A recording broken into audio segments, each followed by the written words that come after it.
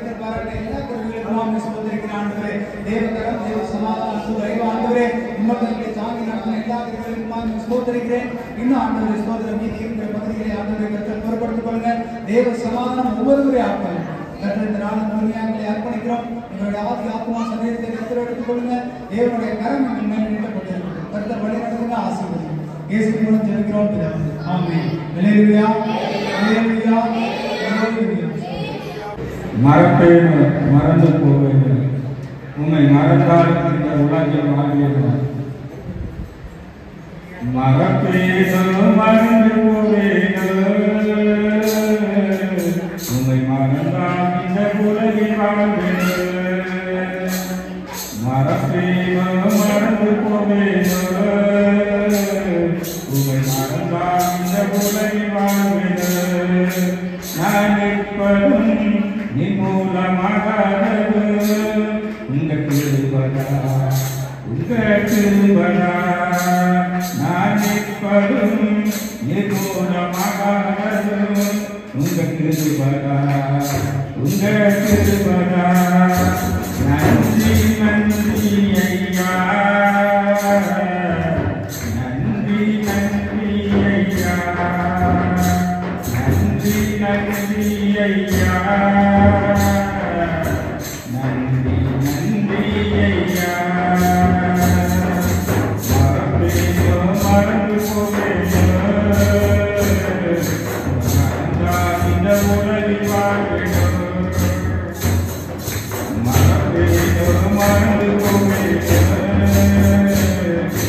மறந்தால் இந்த உலகில் வாழ்வேனோ.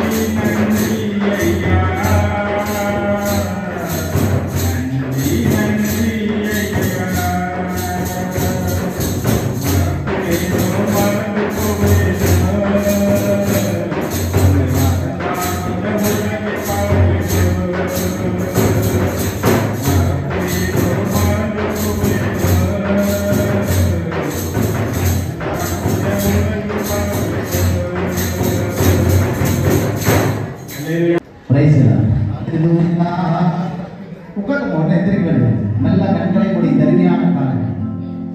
ஹalleluya ஆவியானவரே தேங்க்யூடா ஸ்தோத்திரப்பா. நல்ல வாய்த்திறந்தவன் கூட சோதனை பண்ணுவோமா? இந்த நாளை கூடியிருக்காக எவ்வளையோ பிரயாசங்கள் மத்தியில எத்தனையோ தேவைகள் மத்தியில நீங்கள் எல்லாம் கடந்து வந்திருக்கிறீங்க. இந்த நாளை தேவனுடைய ஆவியானவர் உங்களை தொடுபடியா கர்த்தருடைய கரம் உங்கள் மேல் இறங்க போகிறது. கட்டப்பட்டிருக்கிற அநேகருடைய கட்டுகளை கட்டவிழ்க்க போகிறார். இதுவரைக்கும் கிடைக்காத ஒரு ஆசீர்வாதத்திற்கு இழந்து போயிருக்கிறீங்க. ஆனா கர்த்தர் இந்த நாளில் வானத்தின் பல கனிகளை திறந்து இடம் கொள்ளாமல் போகப்பட்டு நான் உன்னை ஆசீர்வதிப்பேன் என்று சொன்னார்கள். கரங்களை தட்டி எல்லாரும் ஒப்புக் கொடுப்பேன். ஆவியானவருடைய ஆளுகை இப்பொழுது இறங்கட்டும். எல்லாம் ஒப்புக் கொடுப்பாங்க. ஒரு முறை வாயை திறந்து நீங்க கேளு. கட்டப்பட்டு கிடக்கிற கட்டுகளை கர்த்தர் அவிழ்ப்பாரா? Receive of Jesus. இயேசுவின் நாமத்தினால் வியாதிகள் மாறுவதா? பலவீனங்கள் மாறுவதா? உனக்கு விரோதமாய் உருவாக்கப்பட்ட எல்லா ஆயுதங்களையும்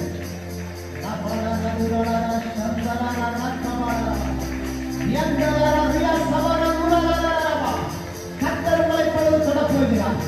தேவ கடற்கொள்ளை பொழுது நீண்ட போகிறது. நீங்க கண்ணை மூடி வாயை திறந்தா இந்த நாள் ஒரு பெரிய ஆசீர்வாதத்தோடு விடுதலையோடு நீங்க கடந்து போவீர்கள்.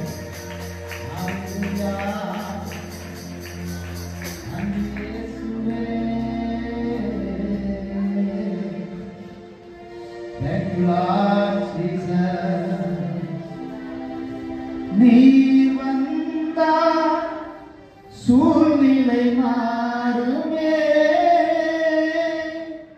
முடியாதும் சாத்தியமாகுமே. நீ வந்தா சூழ்நிலை மாறுமே, முடியாதும் சாத்தியமாகுமே.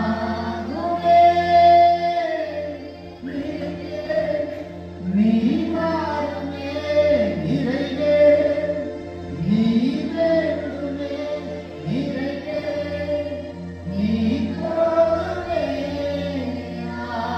ஆவியானவரே, ஆவியானவரே. நீ வருகையிலும் ஆசீர்வதிக்கப்பட்டிருப்பாய், நீ போகையிலும் ஆசீர்வதிக்கப்பட்டிருப்பாய். இந்த கால வேளையில விளையாட்டோடு கஷ்டங்களோடு தேவைகளோடு எதிர்பார்ப்போடு அமர்ந்திருக்கிறார். நான் இந்த கூடுகைக்கு போனா கர்த்தர் எனக்கு நல்லது செய்வார்னு நம்பி வந்த அன்பு தேவஜனமே, கர்த்தர் உன்னை பார்த்து கொண்டிருக்கிறார். இங்கிருந்து நீங்க கடந்து போறப்ப சும்மா போக போறது கிடையாது. தேவைகளோடு ஒவ்வொருடைய தேவையை கர்த்தர் சந்திக்க போகிறார். அன்னாருடைய ஜெபத்தை ஆலயத்தில் கேட்டு அற்புதங்களை செய்த சர்வவல்லமையுள்ள ஆண்டவர் உங்கள் கண்ணீரை பார்க்கிறார், உன் வேண்டுதலை கேட்கிறார், உன் தேவைகளை கர்த்தர் அறிந்திருக்கிறார். பலவீனம் பலனாய் மாறுமே, சுகவீனம் சுகமாய் மாறுமே. சேர்த்து சொல்லலாமா? பலவீனம் பலனாய் மாறுமே, சுகவீனம் சுகமாய் மாறுமே. கரங்களை உயர்த்தி சொல்லுவோம். நீ வந்தா சூழ்நிலை எல்லா சூழ்நிலை கர்த்தராலே மாற்றப் போகிறார்.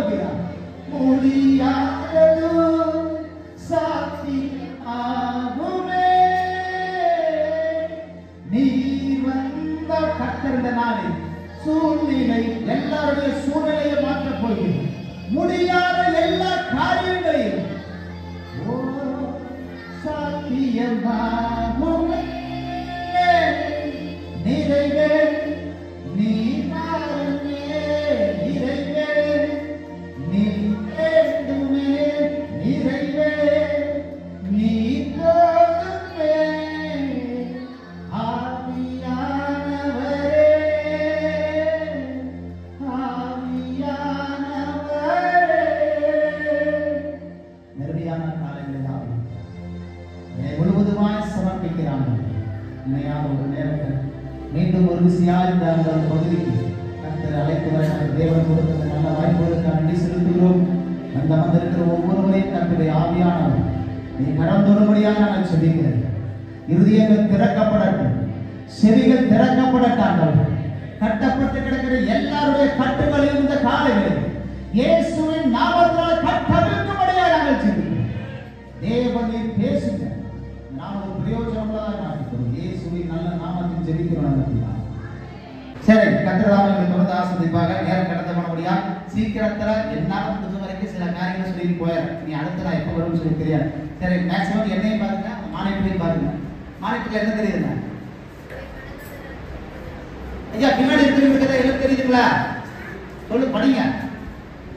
ஆமா, உங்களுக்குல எழுத்து தெரியுங்களா?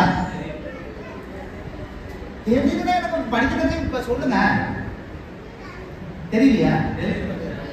சரி, ஒரு நான் டிஸ்கஷன்ல தெரியுது. உங்களை பணக்காரராக்குவது.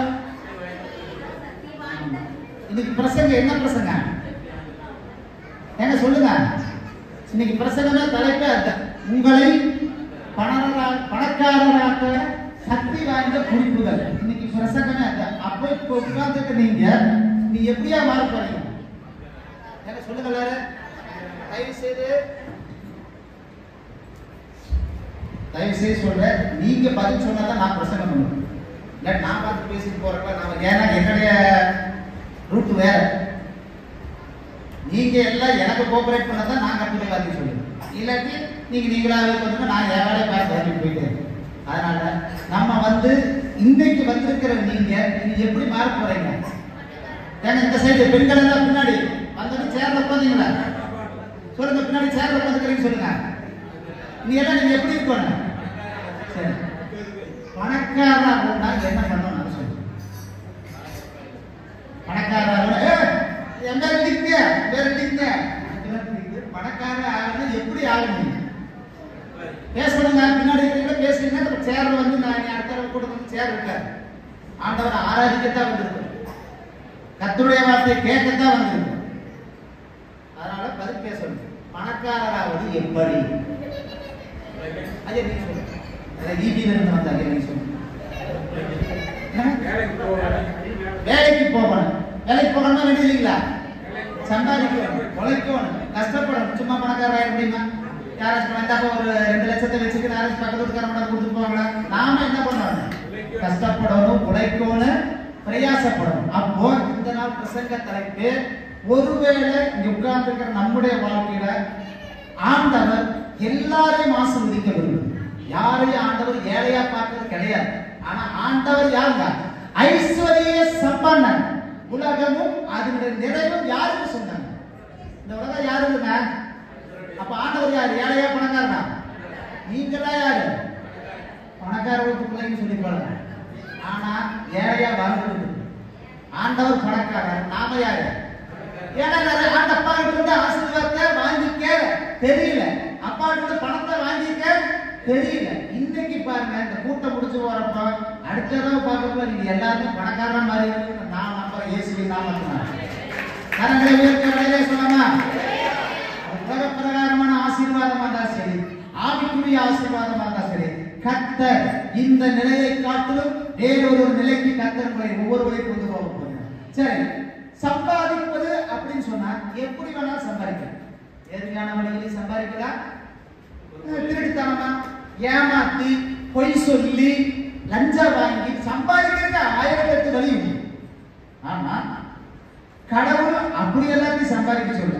நாம சம்பாதிக்கிற சம்பாதனை எப்படிப்பட்ட சம்பாதனையா இருக்கணுங்களா? என்னங்க கொஞ்சம் அப்போ டிஸ்பிளே பாருங்க, என்ன பாருங்க, அப்பதான் நான் சொல்றது. நம்முடைய சம்பாத்தியம் எப்படிப்பட்ட சம்பாத்தியமா இருக்கணும்? உண்மையாய் கர்த்தருக்கு பயந்து சம்பாதிக்கிற சம்பாத்தியமா இருக்கும்.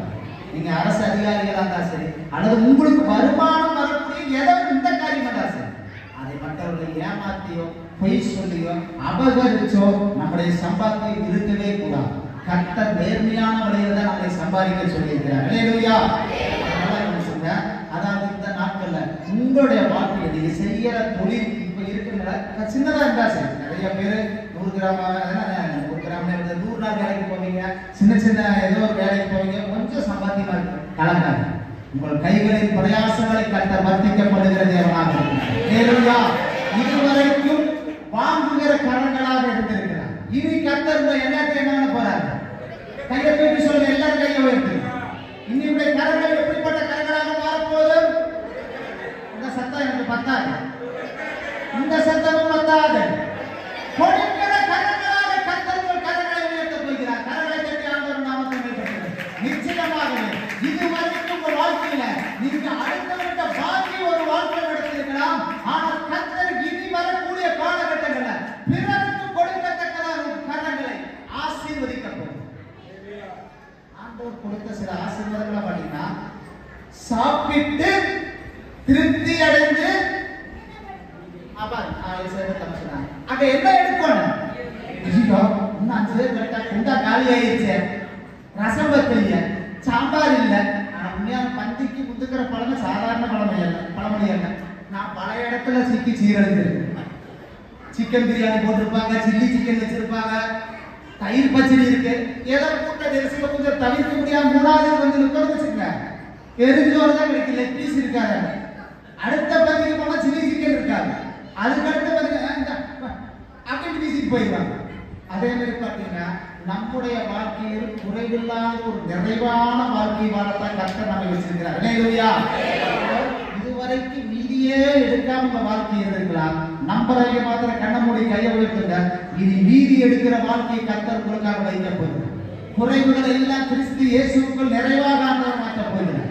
உன் தேவைகளை எல்லாம் கர்த்தர் சந்திக்கப்பட போகிறார். இதுவரைக்கும் இருந்த எல்லா விதமான குறைவுகளும் இயேசுவின் நாமத்தில் மாறுவதா கர்த்தர் உங்களை ஆசீர்வதிக்கிற தேவனாக இருக்கிறார். அல்லேலூயா. சரி, கர்த்தர் தம்முடைய உங்களை ஆசீர்வதிப்பாராக. அதாவது இது நீங்கள் கொடுக்கிறவர்களா இருக்கும். ஐயா எப்படிங்க சந்தோஷமா இருக்கிறீங்க? என்ன பண்ணீங்க? இந்த மாசம் ஒரு பைக் வாங்கிட்டேன். என்ன பண்ணீங்க? இந்த மாசம் ஒரு கார் வாங்கிட்டேன். என்ன பண்ணீங்க? ஐயா சொல்றாரு, நான் ஒரு மோதிரம் வாங்கிட்டேன். நிச்சயமான வாங்க முடியும். நிச்சயம் ஆகணுமா வேண்டாமா? ஆண்டவர் நிச்சயம் எடுக்க மீதி எடுக்க வைப்பார். அல்லேலூயா. அவளோட கண்ணியா வேதனையோட இனி இந்த வார்த்தை உங்க வாழ்க்கையில உட்கார்ந்துக்கிற யாருக்கு வரக்கூடாது. ஏன்னா நீங்க ஐஸ்வர்ய சம்பன்னருடைய பிள்ளைகள் என்பதை ஒரு நாள் மறந்து வேண்டும். அல்லேலூயா. கர்த்தர் சொல்றார், நான் உன்னை கீழாக்காமல் மேலாக்கி வாழாக்காமல் உன்னை கடையாக்குவேன் சொன்னார். நீங்க எல்லாம் பெரியவங்க, நீங்க உயர்ந்தவங்க. மனுஷன் பார்வையில வேணா அர்த்தமா இருக்கா சொல்லுங்க, அப்படின்னு தான் பார்ப்பேன். ஆனா ஆண்டவங்களை பார்க்கிற பார்வையே வேற விதமான. ஆண்டவங்களை நேசிக்கிற அன்பு யாரும் அறியாத என்னை நன்றாய் அறிந்து தேடி வந்த நல்ல மேய்ப்பரே, யாரும் அறியாத என்னை நன்றாய் அறிந்து தேடி வந்த நல்ல மேய்ப்பரே,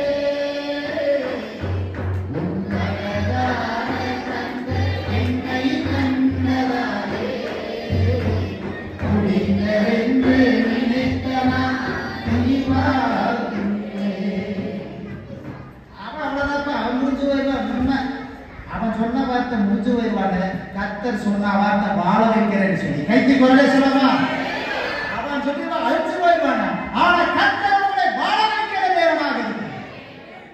அதுதாங்க நீங்களும் நான் ஆராதிக்கிற சர்வ வல்லமையுள்ள. அப்போ ஆண்டவர் தான் இந்த நாளை தொடர்ந்து அப்படிப்பட்ட சில ஆசீர்வாதங்கள் தருவாரு. முன்னரையே இவ்வளவு நேரம் ஆகி போச்சு, நீ முடிவரை எப்ப முடிக்க போறது தெரியல. தயவு செய்து கோபம் வந்தாலும் நான் ஊருக்கு போனதுக்கு அப்புறம் திட்டிக்குங்க. ஏன்னா நான் 3 மணிக்கு நான் பஸ் ஏறியாகும்.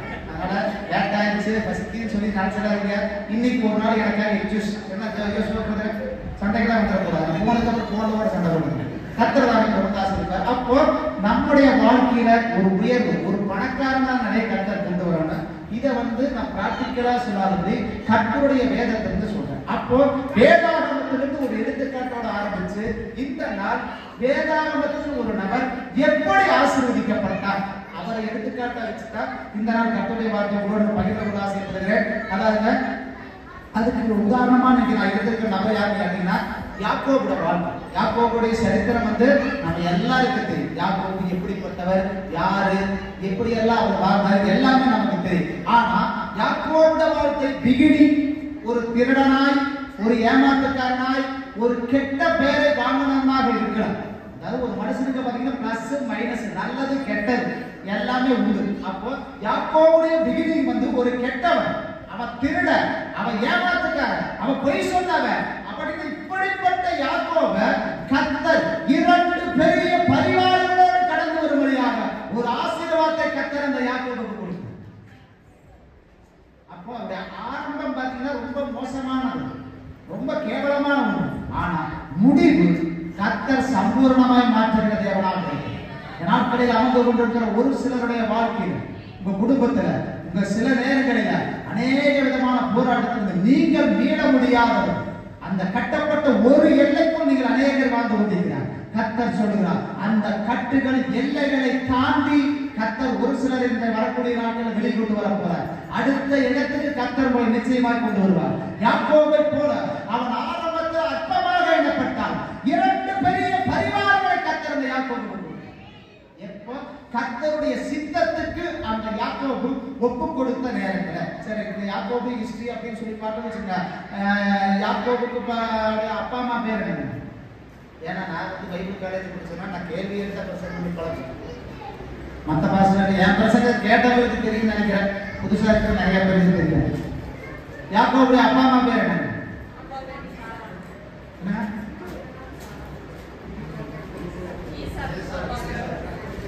ஏன்னா நான் கொஸ்டின் கேட்டு எதுக்கு பிரசங்கம் சும்மா பண்ணணும். யாக்கோபுடைய அப்பா அம்மா பேர் என்னங்க சொல்லுங்க, சொல்லுங்க. ஈசாக்கு, ரெபெக்கா. Sorry, Rebecca. ஆச்சுங்களா? அப்போ இவர்களுக்கு திருமணமாகி ரொம்ப நாள் குழந்தையே கிடையாது. ஆனா ரொம்ப அதாவது ஈசாக்குடைய வாழ்க்கையில பெரிய பணக்காரன். பேசிக்கா ஒரு மட்டும் நல்ல ஒரு பெரிய பணக்காரன், சொத்து சொக ஆஸ்தியாக அந்தஸ்து. ஆனா குழந்தை செல்வம் கிடையாது. இப்படி ரொம்ப வருடங்கள் போனதுக்கு அப்புறம் பாத்தீங்கன்னு சொன்னீங்கன்னா ரெபெக்கா கருவுற்றார். அந்த ரெபெக்கா கருவுற்றப்போ அந்த கரு என்ன சொன்னாங்க, ரெட்டை கருவாக இருந்தது. ரெபெக்கா கருவுற்றப்ப எத்தனை கரு இருந்துச்சுங்க? ஆமா, அதாவது வயிற்றுக்குள்ளாரியே இந்த சண்டை தொடங்கிருச்சு. நீயால நானா, நீயால நானா என்னாச்சு, கருவுடைய கலவரம் அந்த ஸ்டார்ட் ஆயிடுச்சு. என்னாச்சுன்னா ரெபெக்கா அப்பவே வேதனைப்பட்டார். வெளியில வரக்கு முன்னாடியே இவங்க 2 பேரும் தக்க போர் பண்றாங்களே, நீ வெளியே வந்தா என்னன்னாலும் வேலை பண்ண மாட்டாங்க. ரெபெக்கா வேதனைப்பட்டார். ஆனாச்சு பிரசவம் நடந்தது. அப்ப பாருங்க, கருவுற்ற அந்த 2 கருவும் 2 உயிர் அல்ல, 2 பெரிய ஜாதியாக கர்த்தர் மாற்றினார். கைக்கு சொல்ல சொல்லுமா, அது 2 உயிர் அல்ல, 2 பெரிய ஜாதியாக ஆண்டவர் மாற்றினார். அப்ப நல்லா கவனிச்சுன்னு சொன்னீங்கன்னா, அப்போ அந்த இடத்துல ஆனா 2 உயிர் இருந்தாலும் தேவ திட்டம் சொல்லி ஒன்று. என்னது? இளையவன் மூத்தவனை ஆளக்கடன், தம்பி அண்ணனை மிரட்டணும்.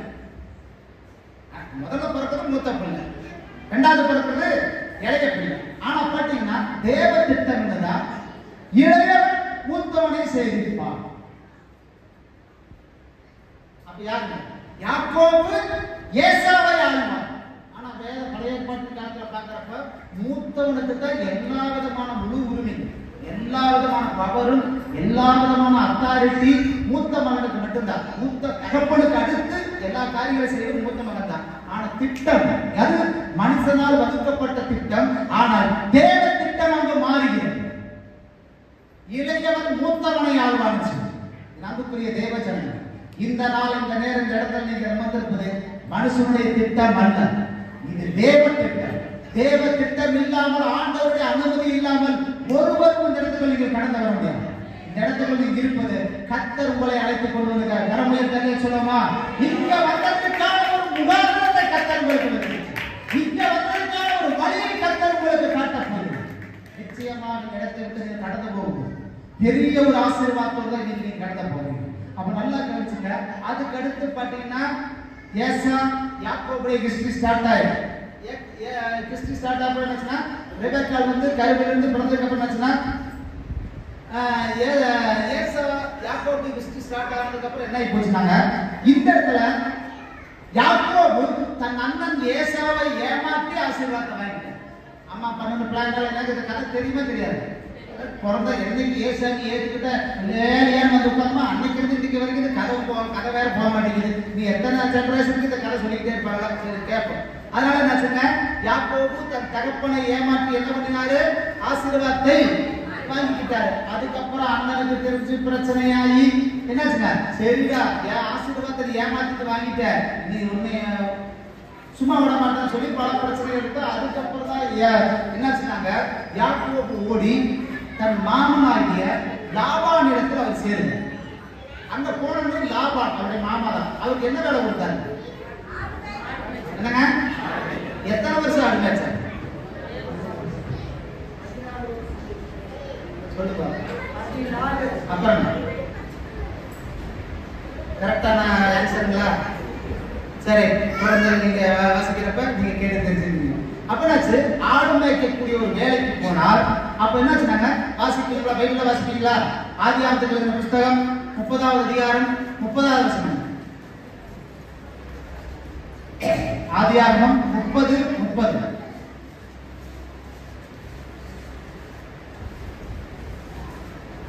இதெல்லாம் பத்தவே பத்தாது. நான் வசனத்தை வாசிச்சு நான் பிரசங்கத்துக்கு போயிருப்பேன்.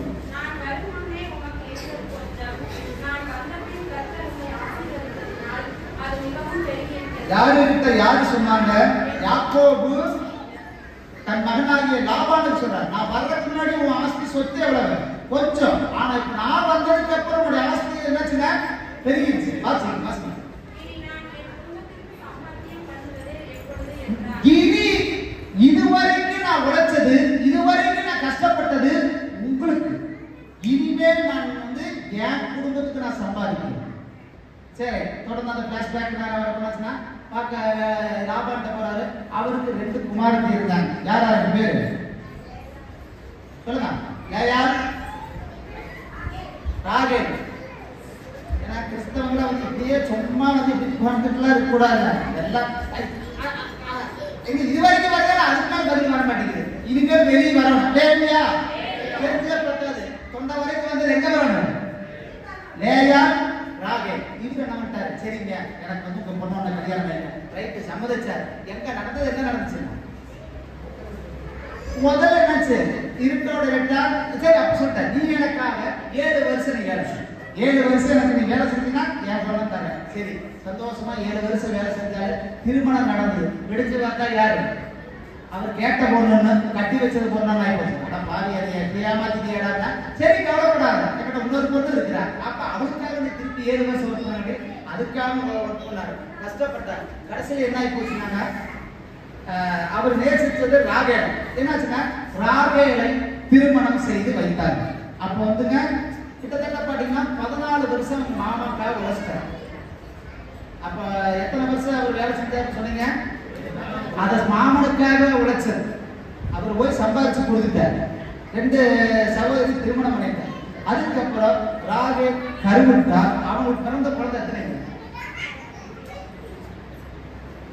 எத்தனைங்க? 1-2 சொல்றீங்க சங்கட சொல்லுங்க. 7 போற 1 2 சொல்றீங்க சங்கடைங்க சொல்லுங்க. தெரியுங்களா? 12 குமார். எத்தனை குமார் பிறந்தாங்க?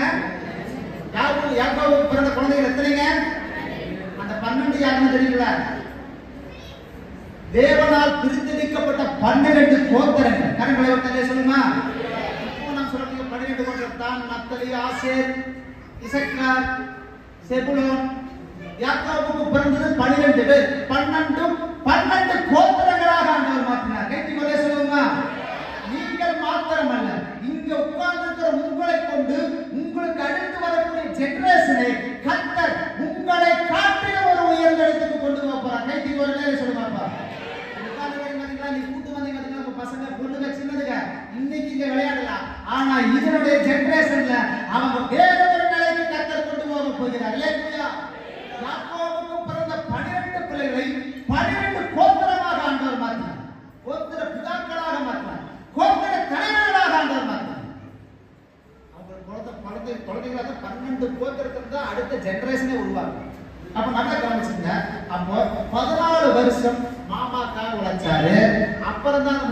அதிகாரம் 30ஆம் வசனத்துல கேட்கிறா, இதுவரைக்கும் நான் உங்களுக்கு உழைச்சிட்டேன், இனி யாருக்காக நான் உழைக்க போறேன்? எனக்காக, என் குடும்பத்துக்காக, எனக்கு அவருக்காக அவர் குடும்பத்துக்காக உழைச்ச மொத்த வருஷமே 6 வருஷம். மாமனுக்கு எத்தனை வருஷம் ஒர்க் பண்ணாரு? இவர் குடும்பத்துக்காக ஒர்க் பண்ணது எத்தனை வருஷம்? 6 வருஷத்துல தான் அவர் ஒரு பெரிய பணக்காரனா மாறினார். எப்படி மாறினாருங்கிறத இதுவே நான் சொல்ல போற பிரசங்கத்துடைய பாயிண்ட். அதுக்காக தான் சொல்றேன், நோட்டு பேனா இருந்துச்சுன்னா உங்களுக்கு ஈஸியா புரியும். சரி, அப்ப அந்த 6 வருஷத்துல இந்த யாக்கோபு எப்படி ஒரு பெரிய பணக்காரனா மாறினார்? வெறுங்கையோடு போன யாக்கோபு எப்படி 2 பெரிய பரிவாரங்களோட திரும்பி வந்தார்? அப்ப 6 வருஷத்துல எப்படி அவன் பணக்காரனாங்க? கற்பனையில கதையில சொல்றேன், வேதாந்தத்துக்கு சொன்னா தான் உங்களுக்கு புரியும். இப்ப நான் சொன்னேன், நான் எப்படி பணக்காரனானேன் அப்படின்னு நான் பேசிட்டு இருக்கிறேன். நான் என் கதையை சொல்ல வரல, கர்த்தருடைய வார்த்தையை தான் மக்கள் சொல்லியிருக்கேன். யாக்கோபு 6 வருஷத்துல பணக்காரனான, வெறுங்கையோடு போன யாக்கோபு 2 பெரிய பரிவாரங்கள். பரிவாரங்கள் என்ன தெரியுங்களா? அதாவது படி சொன்னா அது எப்படி சொன்னாங்க, ஆதாமிலிருந்து இருந்து ஆரம்பிச்சு அப்படியே ஒரு ஜெனரேஷன் மாதிரி பரிவாரம் என்பது பிகினிங்கிறது கடைசி வரைக்கும். அதுல வேலைக்காரி வருவாங்க, வேலைக்காரி வருவாங்க, ஒட்டகம் வரும், ஆடு மாடு வரும், கழுத வரும், சொத்து வரும், சொலம் வரும். அது ஒரு பேச்சே தாங்காங்க, ஒரு பேச்சே ஒரு ஊர் மாதிரி. ஆனா 2 பெரிய பரிவாரங்களோடு யாக்கோபு கடந்து வந்தார். கரெக்டா சொல்லலாமா? வெறுமையாயிருந்த யாக்கோபுடைய வாழ்க்கையில கர்த்தர் எப்படி இப்படி ஒரு உயர்வை தந்தார்? நமது கொண்டிருக்கிற நண்பு தேவச்சரன், நீங்கள் ஒவ்வொருடைய வாழ்க்கையில் இன்னைக்கு வெறுமையோடு பார்த்துக்கலாம். ஆனா வெறுமையான இல்லாத இடத்துல கர்த்தர் ஒரு புதிய மாற்றத்தை கொண்டு வர போகிறார். அல்லேலூயா! கர்த்தர் உங்களை கொண்டுதான் ஒரு பெரிய ஆசீர்வாதத்தை உங்களுக்காக வைத்திருக்கிறார். அப்போ இந்த 6 வருடத்தில் எப்படி அவர் பணக்காரனானார் அப்படின்னு சொல்லி பார்த்தோம்னா, தொடர்ந்து ஒரு 6 பாயிண்ட் சொல்றேன். எத்தனை பேர் எழுதுறீங்க? எழுதுறது மட்டும் கையிருக்கா? மற்றவங்களா பார்க்கணும். எழுதுங்கிறது மட்டும் தான் பிரச்சனை நினைக்கிறேன். எழுதாதீங்களா? முடிஞ்சா ஞாபகம் வச்சுக்கோங்க. எப்படி அந்த 6 வருடத்தில் பணக்காரரானாங்க ஒரு லிஸ்ட் மட்டும் சொல்லுங்க. ஃபர்ஸ்ட் அவருடைய கடின உழைப்பு. அவர் பணக்காரரானதுக்கு ஃபர்ஸ்ட் பாயிண்ட் என்னங்க? கடின உழைப்பு. இரண்டாவது தொடர் முயற்சி. இரண்டாவது பாயிண்ட் என்னங்க? எங்க சேர்ந்து உட்கார்ந்து சொல்லுங்க பாப்பா. பாத்தியா சொல்லுங்க பாத்தீங்களா? எனக்கு அப்பவே தெரியும். சேர்ல உட்கார்ந்துருந்தா அங்க எந்த சவுண்ட் வராதுன்னு எனக்கு முதலே தெரியும். நிறைய நான்லாம் சிஸ்டமேட்டிக் தரகளை மாத்திட்டு நான் செய்யக்கூடாதுன்னு. ரெண்டாவது என்ன பாயிண்ட் சொல்லுங்க? பின்னாடி இருக்கிற சவுண்ட் தான் எனக்கு எப்பவும் கேட்கணும். சொல்லுங்க, பின்னாடி இருக்கிற சொல்லுங்க.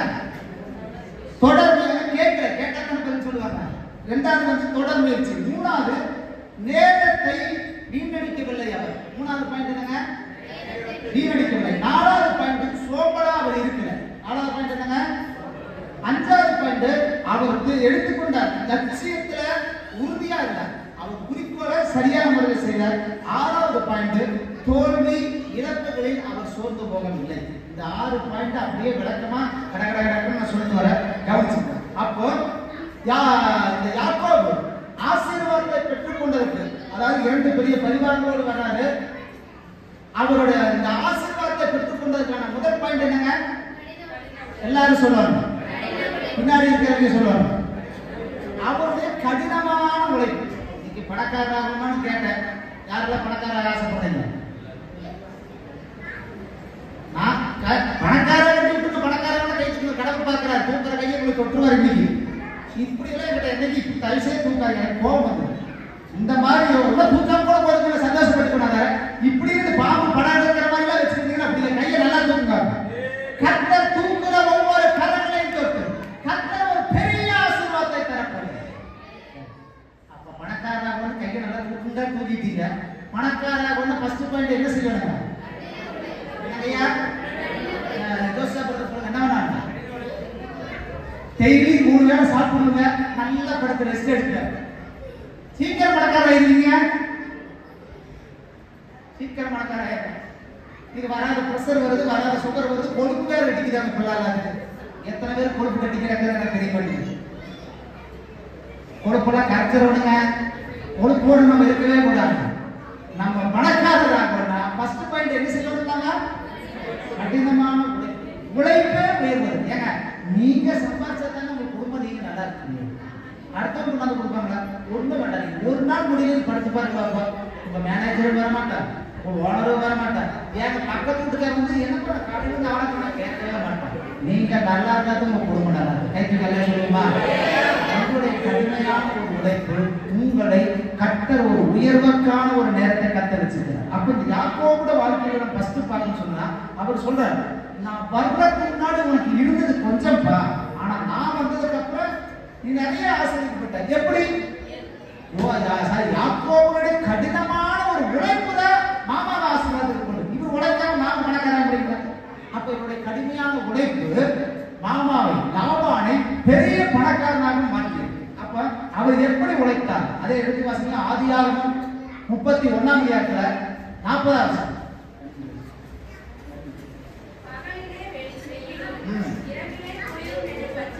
பகலிலே வெயிலும் இரவிலே குளிரும் என்னை பட்சித்தது. அப்படின்னா என்னங்க?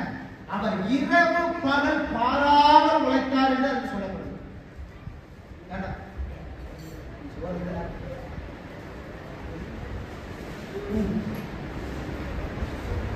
அவருடைய உழைப்பு எப்படிப்பட்ட உழைப்பான்னு சொல்லுங்க.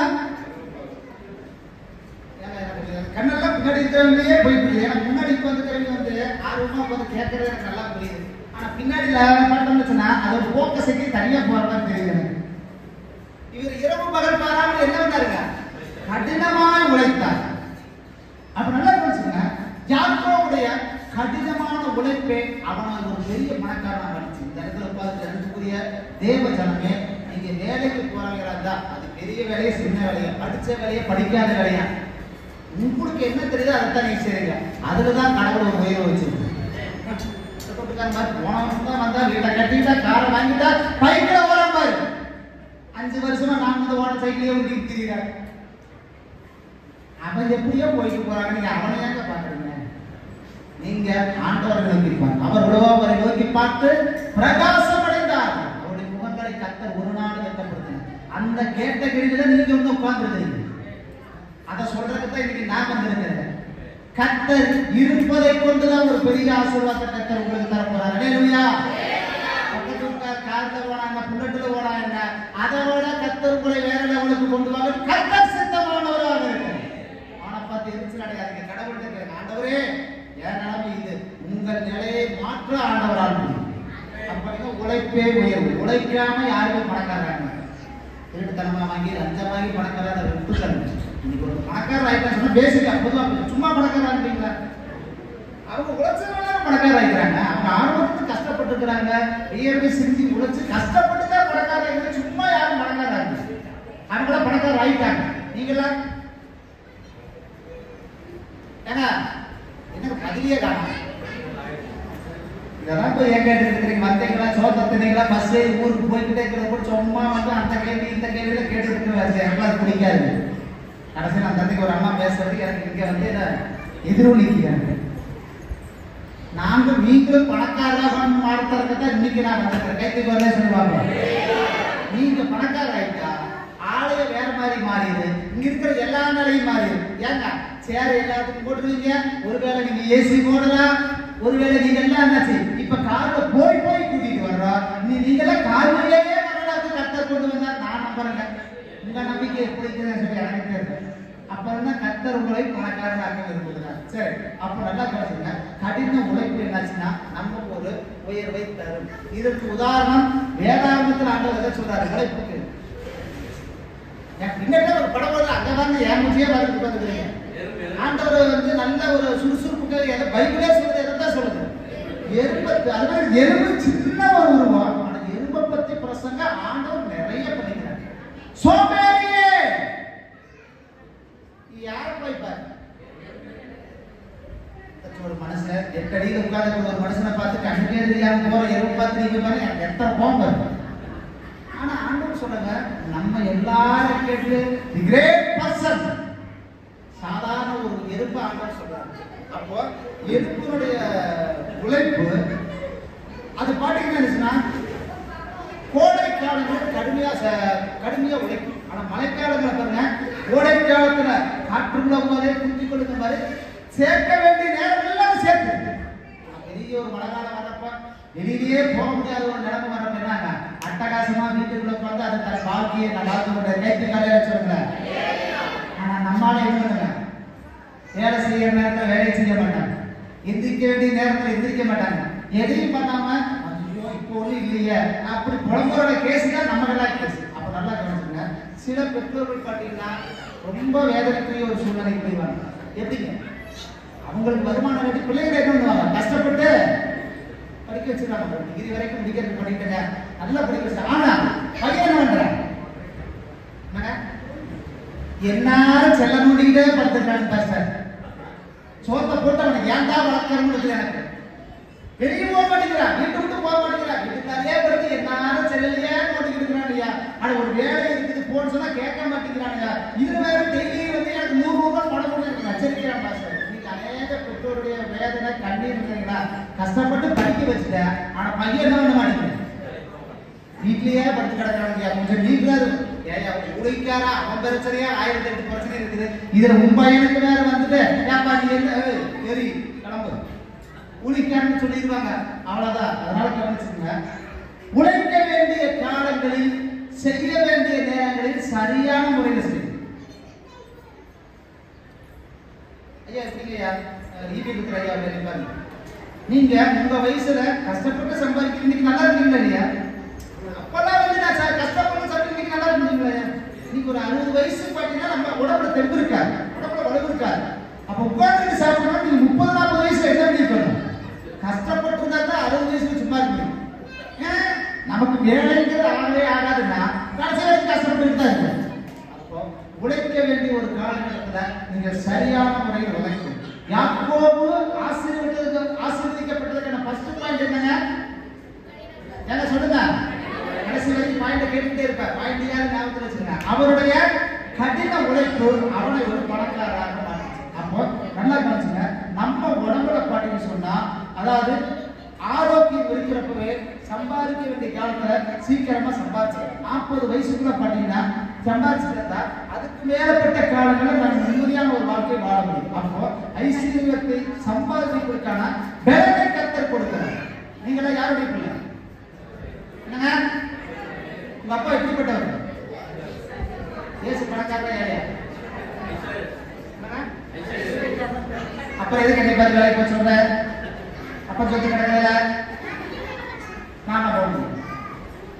வீட்டுல வீட்டுக்காரங்க சோறு போட மாட்டாங்க, சக்கரையாருக்கு மாப்பிள்ளைங்க எல்லாரும் வீட்டுல படுத்தே கிடக்குற, சம்பாதிக்கலாம் ஒரு எண்ணம் இருக்குதா இல்லையா, காசு பணம் பார்க்கலாம்னு என்ன இருக்குதா, அடி விழுந்து ஆண்டவர் பிள்ளைன்னு சொல்லிக்கிட்டு வீட்டை ஏமாத்துனா வீட்டுக்காரமா அடிக்க ஆரம்பிச்சிடலாம். அதனால உழைக்க வேண்டிய காலங்களில் செய்ய வேண்டிய காரியங்களை சரியான முறையில் செய்ய வேண்டும். அப்போ அதாவது ஆண்டவர் ஐடியால இருப்பார். ஆண்டவருக்கு என்ன, அவர் பணக்காரரா, ஆனா ஆண்டவர் என்ன பண்ணுவாருங்க, கொடுக்குற தெய்வ குறை பிச்சுக்கிட்டு கொடுக்குறது கிட்டத்தையே பார்த்துக்கிட்டு போனாலும் கடவுள் தரமாட்டார். நீங்க சம்பாதிப்பதற்கான வழியை கர்த்தர் உண்டு பண்ணுவார். அடைக்கப்பட்டிருக்கிற வாசல்களை கர்த்தர் உங்களுக்கு திறந்து கொடுப்பார். நீங்கள் நல்ல வாழ்வாதாரத்தை பெற்றுக்கொள்ள வழியை ஆண்டவர் ஏற்படுத்தி தருவார். அதனால கலெக்டர் வந்து கிட்டத்தட்ட ஒரு 10 லட்சம் பணம் தான் கொடுத்து போக மாட்டாங்க.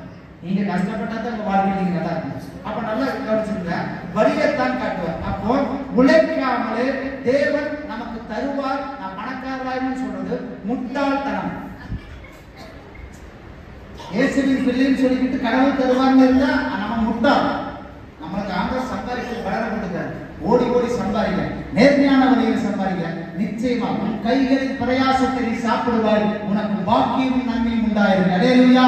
வீண் செலவுகள் உங்கள் வாழ்க்கையை விட்டு மாற்றுவார். இதுவரை நீ கடன் வாங்கி வட்டியை கட்டி நீங்க சம்பாதிக்கிறது கொஞ்சம் செலவு அதிகமாக போய்கிட்டு, இனி ஒரு ஜெபத்தோடு உங்கள் தொழில ஆரம்பிங்க, ஜெபத்தோடு உங்கள் வாழ்க்கையை ஆரம்பிங்க. உங்களுடைய பணங்கள் கடன்கள் எல்லாம் கர்த்தர் மீறி எடுக்கத்தக்க ஒரு ஆசீர்வாதத்தை இந்த வருஷத்துக்குள்ள தரப்போகிறார். அல்லேலூயா. கடன் இருக்கிறவர்கள் எல்லாம் நீங்கள் கடனை கட்டி முடிப்பீர்கள். யாருக்காக, விளைவிடத்துக்காக, மாத்தரைக்காக செலவு பணம் இனி உங்களுக்கு மிச்சமாகும். வீண் செலவு நீங்க பக்கத்துல வரக்கூடாது. நம்பரை மாத்திரம் கைக்கு சொல்லுங்க. இனி உங்கள் பணம் சேவா இந்த வருஷத்துக்கு. அப்ப நல்லா கவனிச்சுங்க. முதல் பாயிண்ட் அவர் வந்து என்ன பண்ணாருங்க, கடின உழைப்பு. ரெண்டாவது அவர் செஞ்சதுன்னா ரெண்டாவது பாயிண்ட் என்ன சொன்னாங்க, தொடர் முயற்சி அல்லது என்ன சொன்னா சிந்தித்து செயல்படுதல் அல்லது உயர்வடைவதற்கான ஒரு நுணுக்கம் அப்படின்னு சொன்னா, அது இங்கிலீஷ்ல என்ன சொன்னா ஒரு ட்ரிக். சம்பாதிக்கிறதுக்கு நிறைய இருந்தாரு, அதை வந்து எப்படி சொல்றது, இப்ப எனக்கு ஒரு கல் இருந்துச்சு, ஒரு பெரிய ஒரு கல் கிடக்கு காய்ச்சல்னா அந்த கண் பிடிக்கும் அப்படின்னா எதிர்த்து போய் நம்ம சொன்னா செஞ்சிருவேன். அப்போ வந்து ஒரு அதே வந்து ஒரு 4 பேர் தான் நீங்க 4 பேர் போயிட்டு வரா அந்த கல் நேரத்துக்கு உள்ள வரும். அப்போ ஒரு ஆள் படுற கஷ்டத்துக்கு 4 பேர் சேர்ந்து அந்த கல் என்ன இருக்கு உள்ள வரும். அதே மாதிரி ஈஸியான முறையில் சம்பாதிக்கிறது உண்டு, முசல் கொடுத்து சம்பாதிக்கிறது உண்டு. அதனால அப்படிப்பட்ட ஒரு நுணுக்கமான அறிவை கர்த்தர் உங்களுக்கு தர வேண்டும் என்று சொல்லி நான் தெரிஞ்சுக்கிறேன். எப்படி சம்பாதிக்கலாம், எப்படி சேவ் பண்ணலாம், எப்படி அந்த பணத்தை விரயமாக பார்த்துக்கலாம், அப்படி இதெல்லாம் உங்களுக்கு நுணுக்கமான அறிவுரை கொடுக்குறாங்க. ட்ரிக், வியாபார தந்திரம் அப்படின்னு சொல்லுவாங்க. அப்ப நல்லா கவனிச்சுங்க. 2வது பாயிண்ட் அதுல பாத்தீங்கன்னா அதை படிக்கிறது தெரியும். ஆதியாகமம் 30ஆம் அதிகாரத்துல வாசிக்க வேண்டாம், நான் சொல்லிடுறேன். 30ஆம் அதிகாரத்துல 37வது வசனத்திலிருந்து 43வது வசனம் வரைக்கும் மந்தை பெருகுவதற்கு அவங்க ட்ரிக் பண்ணினாங்க. எப்படி 4 ஆட்டை 10ஆ மாத்துறது, 10 ஆட்டை எப்படி 20ஆ மாத்துறது, 20 எப்படி 100ஆ மாத்துறது, அதைத்தான் சொன்ன ட்ரிக்.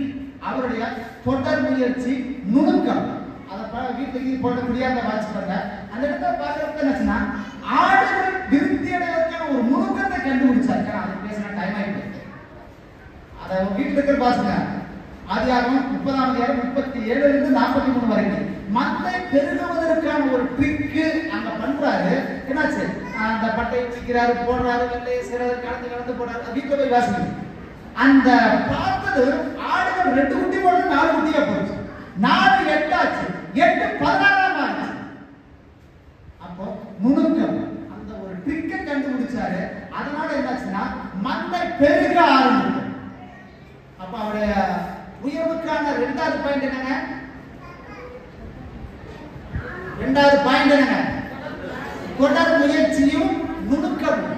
நீங்க தொடர்ந்து முயற்சி பண்ணாதான் மாஸ்டர் நானும் ஒரு 2 வருஷம் கஷ்டப்பட்டேங்க, என்னால மிச்சமே பண்ண முடியும், மீதியே எடுக்க முடியல, வருஷம் கடன் நான் சொல்லுங்களா 2025 கடவுள் எல்லாத்தையும் மாத்த போறாரு. அல்லேலூயா. இதுவரைக்கும் நீ பட்ட கஷ்டத்துக்கு பட போவது கிடையாது. இந்த இடத்துல கர்த்தருடைய ஆசீர்வாதம் உங்களை நோக்கி கடந்து வரப்போகுது. நீங்கள் வருகையிலும் ஆசீர்வதிக்கப்பட்டு நீ திரும்பி போனேன்னு கர்த்தர் உங்களை ஆசீர்வதிக்கப்பட்டு இந்த மாத கூடியில இந்த வருஷம் முடியறதுக்காக நிஜமா நான் சொல்லிட்டு போறேங்க, கடன் இருக்கிற பாதி பேர் இதுல கடனை கட்டி முடிச்சிருக்கு. வறுமையோடு கஷ்டத்தோடு வாழ்ற வாழ்க்கை மீதி எடுக்கிற அளவுக்கு கர்த்தர் வைக்க போறார். ஒருவேளை கூட நான் சந்திக்கல ஆண்டவர்கிட்ட இந்த வார்த்தை நீங்க சொல்லுங்க, இந்த வருஷத்துல சில மாற்றங்களை சிலருக்கு கர்த்தர் தரப்போறார். எனக்கு என்னை பார்க்க வேண்டாம், நான் சொன்னதை நீங்க மறந்துருங்க. ஆனா கர்த்தர் இதன்படியாக கூட ஒரு பெரிய மாற்றத்தை உங்களுக்கு ஆண்டவர் தரப்போகுது. அப்ப நல்லா கவனிச்சுங்க. ஒரு நுணுக்கத்தை கண்டுபிடிக்கிறார். சரி, சம்பாதிக்கிறது பல வழி இருக்குன்னு சொல்லிட்டேன். தப்பான முடிவை சம்பாதிக்கிறது எப்படி சம்பாதிக்கிறாங்க? ஏதாவது தெரிஞ்சு சொல்லுங்க. எப்படி சம்பாதிக்கலாம்?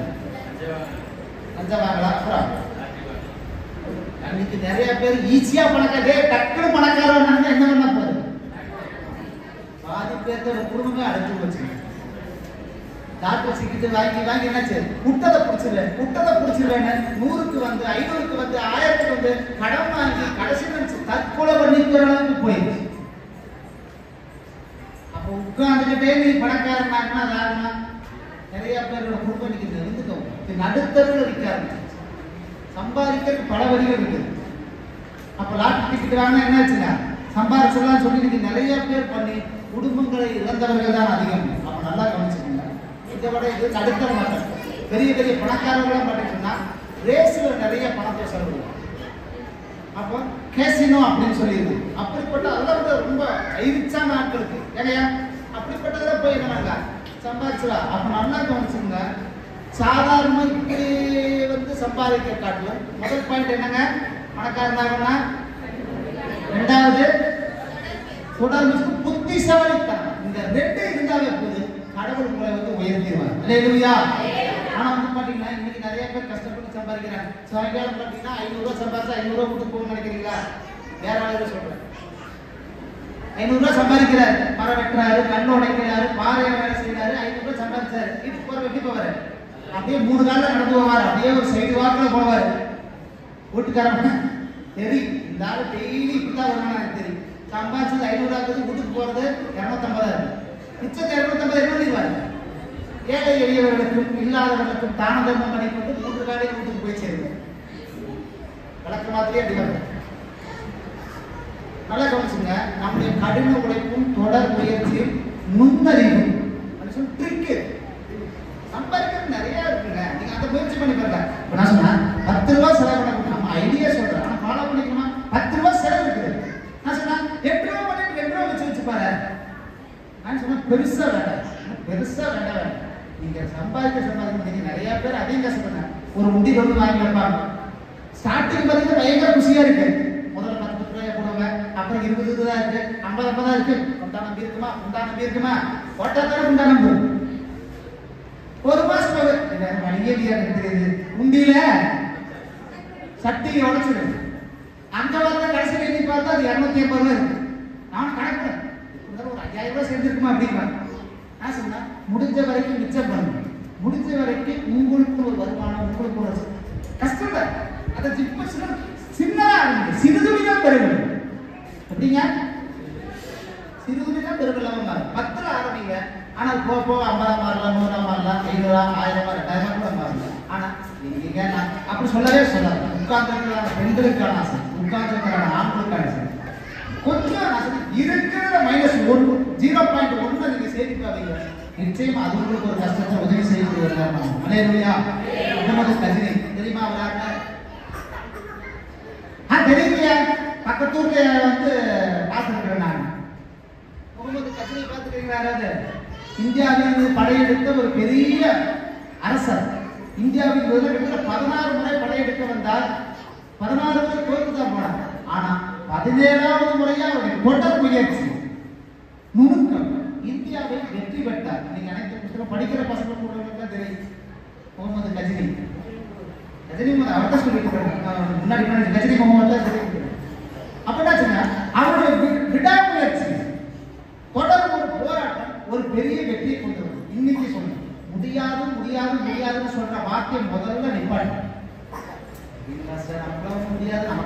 அந்த வார்த்தை நீ வாயில முடியும் என்று நம்புங்க. கர்த்தர் உங்களை ஆசீர்வதிப்பார். அல்லேலூயா. பழமொழி சொல்லு, முயற்சி உடையார் நிகழ்ச்சி அடையாது. முயற்சி பண்ணி தோத்து போனவங்க யாருமே கிடையாது. உங்க வாழ்க்கையில இனி உங்களை பணக்காரரா பார்க்கணும்னா 2வது பாயிண்ட் என்னங்க? 2வது பாயிண்ட் தொடர் முயற்சி நுணுக்கமும். அப்போ கவுன்சிலிங் சொன்னீங்கன்னா அதாவது பேசிக் கஷ்டமா தான் இருக்கு. அது ஆரம்பத்தில் எப்படி இருக்குங்க? அற்பமா இருக்கு. என்னது? ஸ்கிரீன்ல பார்த்து சொல்லுங்க. அந்த கதை தெரியுமா தெரியாது? வயசான பாட்டி கூட்டு கேட்ட கூட தெரியும். ஏன்னா அவங்க காலத்துல தான் அந்த கதை வந்து ஓடிட்டு இருக்கு. முயலுக்கு ஆமைக்கு போட்டி வச்சாங்க. எது ஜெயிக்கணும்னு முடிவு பண்ணாங்க. வேகமா போடுற முயல் தான் ஜெயிக்கணும்னு நினைச்சாங்க. ஆனா கடைசியா நடந்தது என்ன? அற்பமா நினைச்சா ஆமை தான் ஜெயிச்சது. கைத்தி கதை சொல்லுங்க. உலகத்தை உங்களை பார்க்கிற பார்வை வேற, ஆனா ஆண்டவர் உங்களை பார்க்கிற பார்வை வேற. கைத்தி கதை சொல்லுங்க. கர்த்தருடைய பார்வைக்கு நீங்கள் விசேஷித்தவர்கள். ஆண்டவருடைய பார்வைக்கு நீங்கள் எல்லாம் உயர்ந்தவர்கள். எந்த மனுஷன் உங்களை அற்பமா பார்த்தாங்க, எந்த பக்கத்து வீட்டுக்காரர் உங்களை கேவலமா பேசினாங்க, யார் உங்களை ஒன்றுக்கலான்னு நினைச்சாங்க, அதை கண்கள் முன்பதாக இந்த 2025 வருஷத்துல உங்கள் தலைவி கர்த்தர் உயர்த்த போகிறார். கரங்களை தட்டி ஆண்டவர் மையப்படுகிறார். தலை குடிந்த இடத்துல கர்த்தர் தலையிலே செய்கிறாங்க.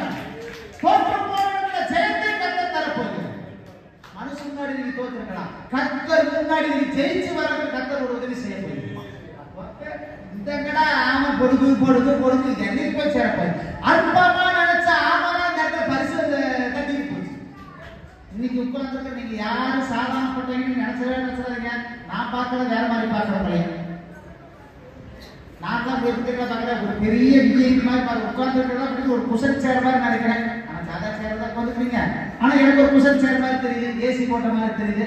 எல்லாம் டிஸ்மா டிப் டாப்பா சேர் என்ன சட்டை என்ன கெத்தா உட்காந்துக்கிற மாதிரி என் பார்வைக்கு தெரியுது. அந்த நிலைக்கு கர்த்தர் நிச்சயமாக உட்கார்ந்து எல்லாத்தையும் மாற்ற போகிறார். அல்லேலூயா. அந்த நிலைக்கு உங்களோட வாழ்க்கையை கர்த்தர் உயர்த்துவார். அப்ப நல்லா கவனிச்சுங்க. அதாவது அவருடைய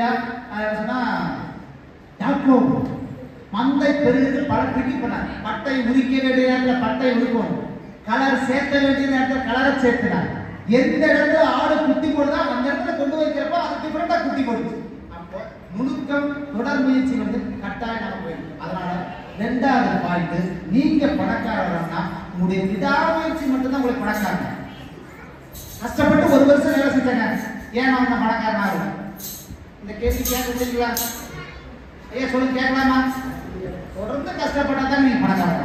ஒரு வருஷம் உழைச்சிட்டங்க, இன்னும் மிச்சம் பார்த்தது இல்லை, மிச்சம் நீங்க என்னத்தையும் பார்க்க மாட்டீங்க. விடாமுயற்சியா உழைச்சிட்டு இருந்தா ஒரு உயர்வா பார்க்க முடியும். அடே இல்லையா? சரி, மூணாவது பாயிண்ட்,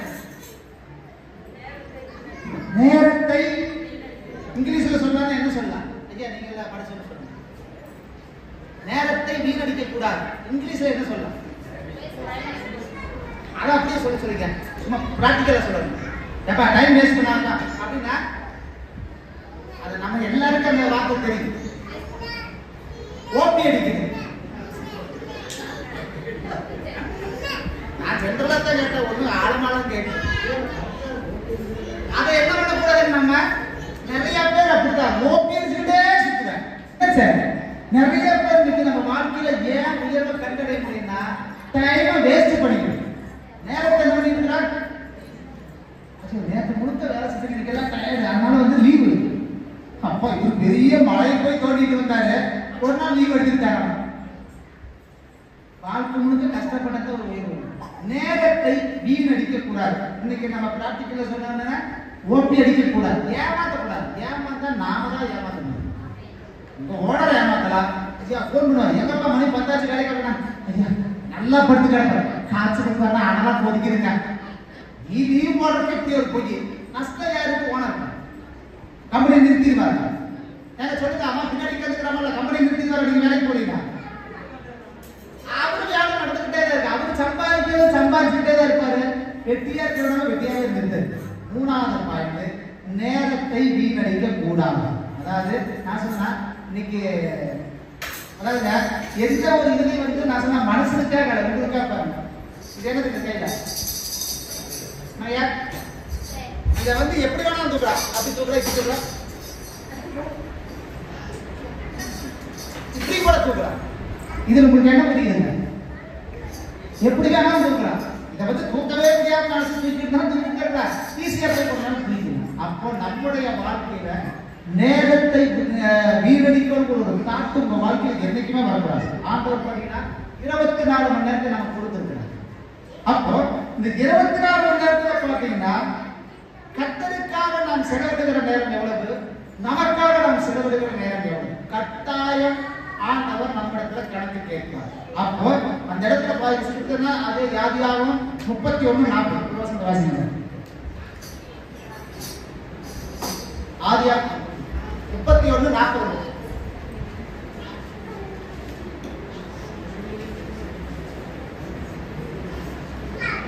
சில பேர் இந்திய வெளிப்படுத்தல தேடி இருக்கிற மாதிரி எனக்கு தோணுது. ஆதியாகம புத்தகம் எத்தனாவது புத்தகம்?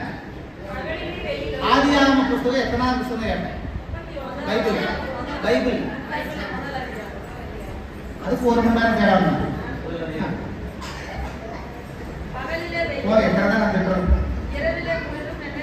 பகலிலே வெயிலும் இரவிலே குளிரும் என்னை அவர் பயன்பாக்கலைங்க.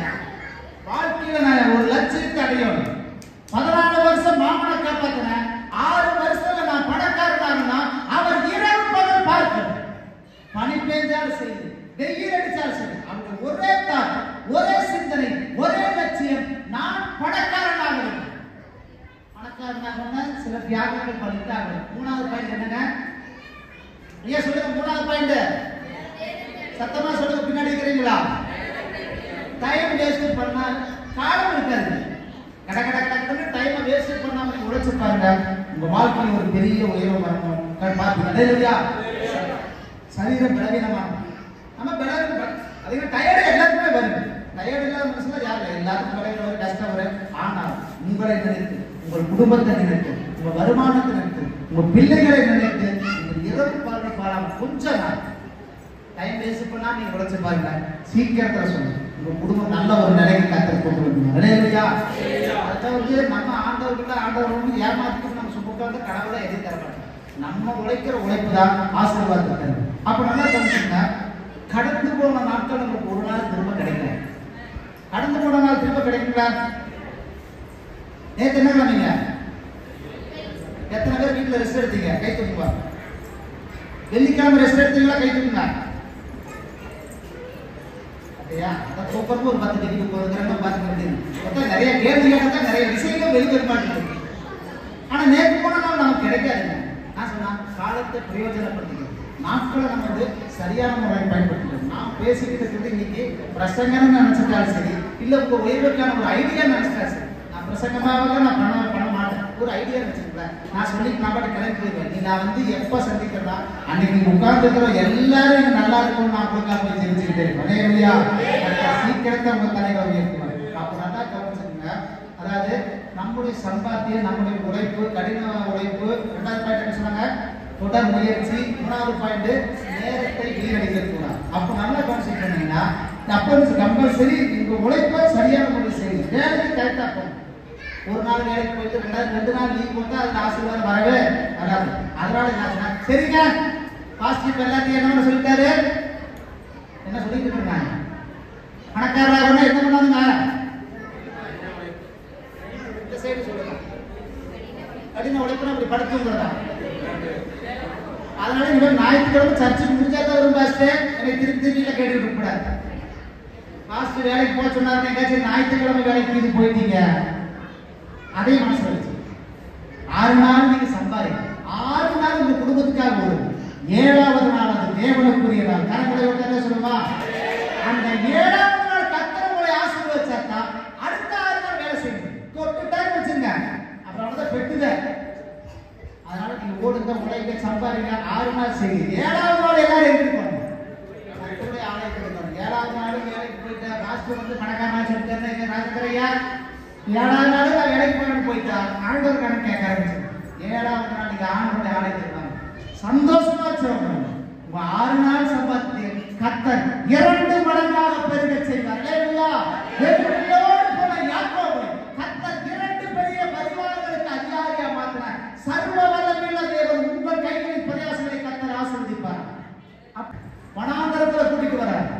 அப்ப லட்சாதிபதி ஜனங்களுக்கு கர்த்தர் போஷிப்பார். அழைத்த தேவன் சும்மா இருக்கார்களா? அழைத்த தேவன் சும்மா இருக்காரா? பிக்சர்ல என்ன தெரியுது? எனக்கு தெரியல. சரி நான் சொல்றேன். மண்ணா அவங்க எடுக்கிறாங்க. ஆண்டவர் என்ன மாதிரி செல்வ ஜனங்களுக்கு மண்ணாவை கொடுத்தார். மண்ணா எப்ப கிடைக்கும்? எப்பங்க? எப்ப போகணும்? காலையில கிடைக்க ரைட்டு. எப்ப காலையில? இயர்லி மார்னிங் ஒரு 8 o'clock போனா போதுங்க. 8 o'clock போனா அங்க எங்க இருக்கு? கண்ணுதான் கிடைக்கும்.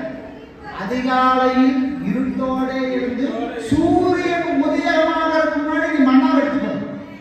சூரியன் உதயம் ஆயிடுச்சுன்னா மண்ணா என்ன ஆயிடும்? உங்கள்கிட்ட சொல்லக்கூடியதை அப்படியே ஒரு நிமிஷம் இருந்து யோசிக்கும். கர்த்தர் மண்ணாவை கொடுக்க தயார் இல்ல, தரமாட்டேன்னு சொன்னாருங்களா? யார் வேணாலும் எடுத்துக்கோ. மண்ணாவை கொடுக்க கர்த்தர் தயார். ஆனா அதை எடுத்துக்கிறதுக்கு உனக்குன்னு ஒரு ரூல்ஸ் இருக்கு. என்ன ரூல்ஸ்? சூரிய வரதுக்கு முன்னாடி போய் எடுத்துக்கோ. எவ்வளவு வேணா எடுத்துக்கோ. ஆனா சூரிய வந்துட்டு போனேன்னா அங்க என்ன இருக்காது? கர்த்தர் என்னை ஆசீர்வதிக்கணும்னு சொல்றது மாத்திரம் கேட்குமா? நான் ஆசீர்வதிக்கப்பட வேண்டும். அவர் ஆசீர்வதிக்க தயார். ஆனா அதை வாங்கிக்கிறதுக்கு நீங்க தயார்.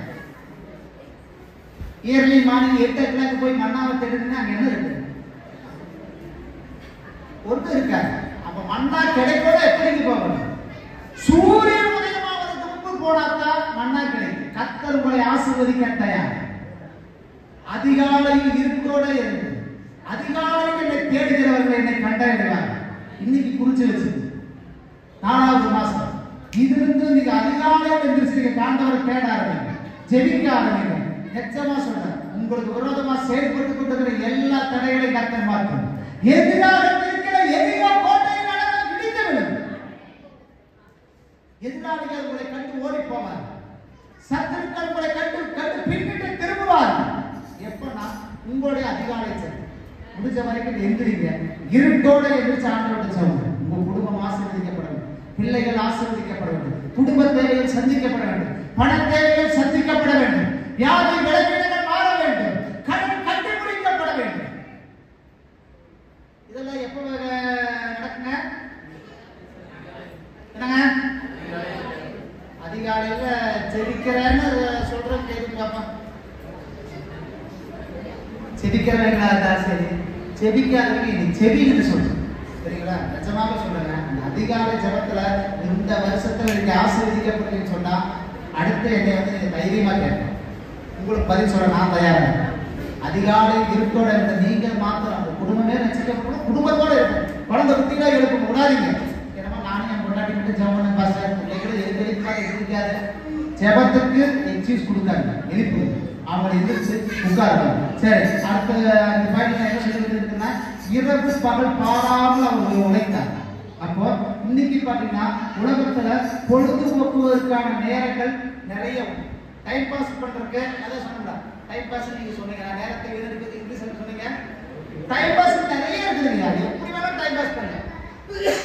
படுத்து தூங்கினா சில பேர் படுக்கிறதும் தெரியாது, பூமி இடிச்சுருந்தா கூட சில பேருக்கு தெரியாது. அப்படி ஒரு தூக்கம் தூங்குவாங்க, அறந்துப்பான ஒரு தூக்கம். திருடம் வந்து வீட்டுக்குள்ள எல்லாம் நடத்திட்டு போற வரைக்கும் கடுத்து உருட்டுனாலும் தெரியாது, கரெக்டுனாலும் தெரியாது. அப்படி தூங்குற கொண்டு டிவி பார்க்கலாம், வெட்டிராயம் பேசலாம், என்ன வேணாலும் பண்ணலாம். டைம் பாஸ் பண்றதுக்கான நிறைய நேரம் வரும். ஆனா அதுல ஆசீர்வாதம் வருமா வராத தெரியாது. நீங்க டைம் பாஸ் பண்ணுவது எங்க பண்ணணும்? கேட்ட கேள்வி புரிஞ்சுதா புரியுதுங்களா? நீங்க சேரத்தை செலவிடுறது எங்க செலவிடாம அதுக்காக வந்து பிக்சர்லாம் போட்டு கஷ்டப்பட்டு போட்டாங்க, அதை பார்த்து கூட பதில் சொல்ல தெரியல. இன்னைக்கு இந்த நாள் இப்ப மணி என்ன 1:50. நீங்க கர்த்தருடைய ஆலயத்துல சனிக்கிழமை தேதி எடுத்தீங்க 5/6/4/2025 சனிக்கிழமை மணி 1:50 வரைக்கும் கர்த்தருடைய ஆலயத்துக்கு உட்காந்துருக்கீங்க. முட்டிருந்தீங்கன்னா இன்னைக்கு நான் வந்து பயங்கரமா தூங்கிட்டு இருப்பையா. ஆனா தூக்கத்தை கூட தவிர்த்து உட்காந்துட்டுனா இந்த நேரம் தேவனுக்குரிய நேரம். இந்த நேரத்துல தான் கர்த்தர் உங்களை ஆசீர்வதிக்க போறார். கேட்டுக்கொண்டே சொல்லலாமா? உடனே சொல்லலாமா? கர்த்தருடைய ஆலயத்துக்கு வருவது உங்களுக்கு ஆசீர்வாதம். இன்னைக்கு நீங்க நினைச்சிருந்தா வேலைக்கு போயிருக்கலாம், வேலைக்கு போயிருக்கணும் போய்க்கூடாதுங்க. நீங்க கூட ஒரு 300 ரூபாய் 500 ரூபாய் மேடம் 300 ரூபாய் சம்பாதிச்சு. ஆனா அதெல்லாம் கூட உங்களுக்கு சில பேர் இடத்துல உட்காந்துருக்கு. 100 நாள் வேலையில அசிங்கமா திட்டு வாங்கிட்டு கூட உட்காந்துருக்கலாம். அப்படிப்பட்ட இருக்கிறீங்களா எனக்கு தோணுது. மேனேஜர் இருக்கலாம், உங்களுக்கு ஒரு சூப்பர்வைசர் இருக்கலாம், நீங்களே கொடுக்க மாட்டேங்கிறாங்க, நீங்க தான் கெஞ்சி கேட்டு வாங்கிட்டு வந்துருக்கீங்க. புரிஞ்சுன்னா உங்களை விட பாக்கியவான உலகத்துல வேற யாருமே இல்லை. போய் சம்பாதிச்சிருந்தா கூட அதை விட்டுருங்க. அதெல்லாம் சுட்டு உட்கார்ந்து பார்த்தீங்கன்னா நீங்க நேரத்தை செலவிடுவது எங்கீங்க? எல்லாரும் கைக்கு சொல்லுங்க, எங்கீங்க? ஆலயத்துல. இந்த நேரத்தை கர்த்தர் பார்க்கிறார். அன்புக்குரிய மகளே, அன்புக்குரிய மகளே, தேவனுக்காக செலவிட்ட நேரத்தில் உங்களுக்கு ஒரு பெரிய ஆசீர்வாதத்தை கர்த்தர் வச்சிருக்கார். உலகம் தரக்கூடாத ஒரு ஆசீர்வாதம் கர்த்தரிடத்துல உண்டு. அப்ப நல்லா கவனிச்சுங்க. கர்த்தருடைய ஆலயத்துக்கு வந்து உங்கள் நேரத்தை செலவிடும் போது நான் சொன்னேன் என்னன்னா டைம் பாஸ் பண்ண நிறைய இடம் இருக்குது. இது டைம் பாஸ் பண்ண இடம் இல்லை. இங்க பண்ணக்கூடிய இந்த நேரம் கடவுள் கணக்குல வச்சிருக்காரு. அல்லேலூயா. இந்த நேரம் உங்க வாழ்க்கையில உயர்வுக்கான ஒரு நேரம் மறந்துடாதீங்க. சர்ச்சுக்கு மாசம் ஒருக்கா வர்றது சங்கடமா நினைக்காதீங்க. நான் சொல்லுங்களா, இங்கதான் கடவுள் உங்க வாழ்க்கையில ஒரு பெரிய திருப்பு முனையை வச்சிருக்கிறார். பல சூழ்நிலைகள் இருந்து நீங்க வந்திருக்கலாம், நிறைய திட்டு வாங்கிட்டு வந்திருக்கிறார், ஓனர் விடவே மாட்டிருப்பாரு. தயவு செய்து நீங்க 1 மாசம் விடுங்க, கெஞ்சிட்டு கூட வந்திருக்கலாம். நான் சொல்லுங்களா, இந்த நேரம் கர்த்தர் உங்க வாழ்க்கையில ஒரு பெரிய நன்மையை வைத்திருக்கக்கூடிய நேரம். அல்லேலூயா. டைம் பாஸ் பண்ணுனா பல ஐடியா வரும். ஆனா கர்த்தருடைய ஆலயத்தில் உட்கார்ந்து பாருங்க. இன்னைக்கு அப்ப இங்க உட்கார்ந்துக்கிறனால இன்னைக்கு நீங்க ஒரு தலைப்பு கேட்டீங்க. என்னங்க தலைப்பு? என்னங்க பிரசங்க தலைப்பு இன்னைக்கு? எல்லாரும் சொல்லுங்க. என்னைக்காச்சும் இந்த தலைப்புல யாராவது சொல்லியிருக்கிறாங்களா? ஆனா நீங்க டைம் இங்க உட்காந்துக்கிறனால இந்த தலைப்பு கிடைச்சிருக்கு. இன்னொரு 2 பாயிண்ட் சொன்னா நீங்க பணக்கார ஆயிட்டீங்கன்னு அர்த்தம். இல்லை சரியா? பணக்கார ஆயிட்டீங்கன்னு அர்த்தம். அடுத்த வருஷம் பார்க்கறோம்னா வேற லெவல்ல இருக்கணும். சரி, 4வது பாயிண்ட்டுக்கு நேரா போவோம். 4வது பாயிண்ட் என்ன பாயிண்ட்டுங்க? என்னங்க? சோம்பேறித்தனம் கூடாது. யாரும் பின்னாடி இருந்து கோபப்படுற மாதிரி எனக்கு தெரியுது. என்ன பண்ணாதுங்க? சோம்பேறித்தனம் என்றால் என்ன? அது சொல்லுங்க. சோம்பேறித்தனம் என்னங்க?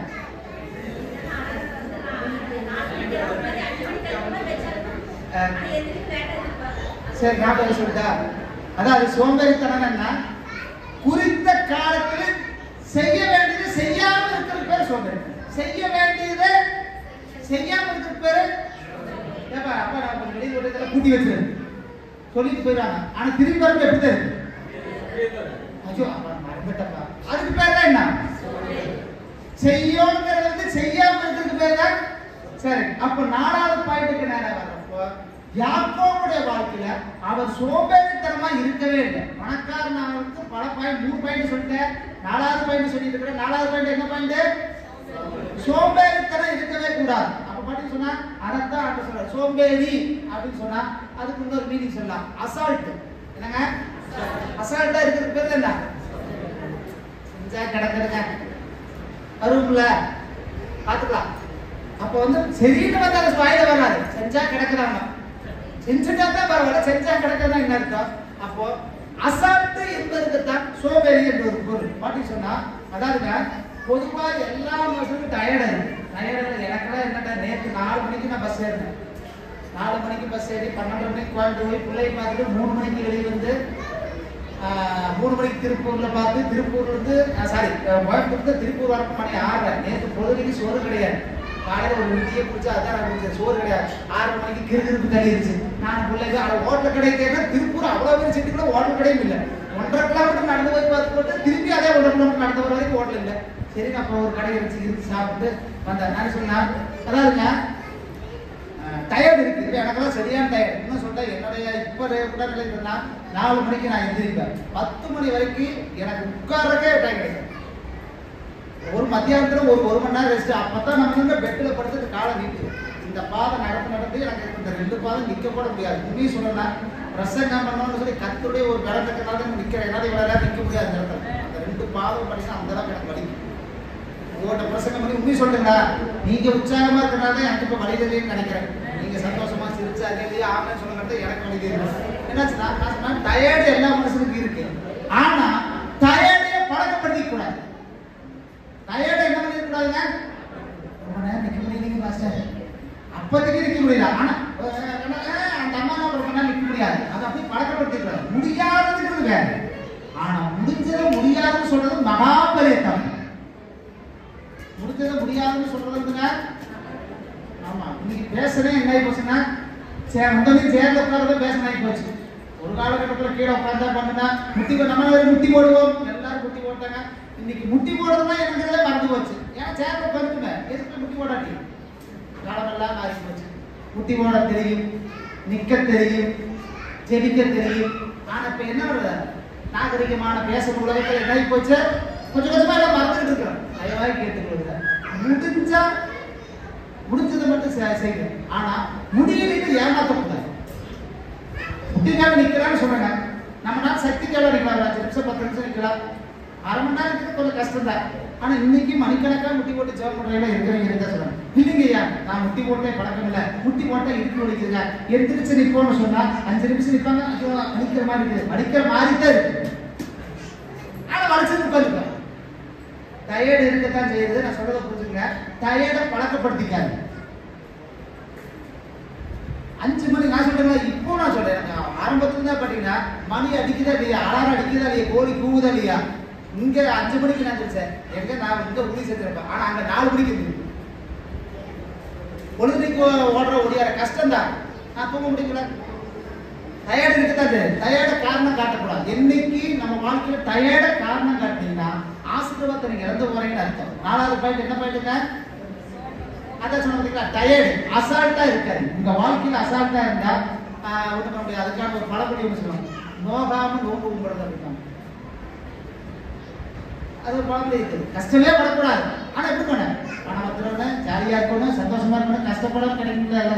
அப்ப என்ன சொன்னா சோம்பேறித்தனம் நம்மளுடைய உடம்புல இருக்கக்கூடாது. ஃபார் எக்ஸாம்பிள் நான் சொல்றேங்க, மேக்சிமம் உடல் ஊனமுற்றவர்கள் அதெல்லாம் பார்க்கணும்.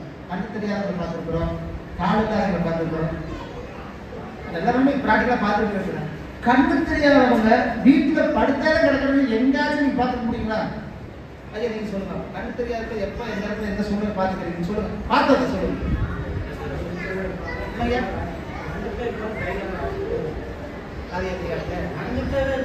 இல்ல சும்மா இருப்பாங்களான்னு கேட்கறேன்.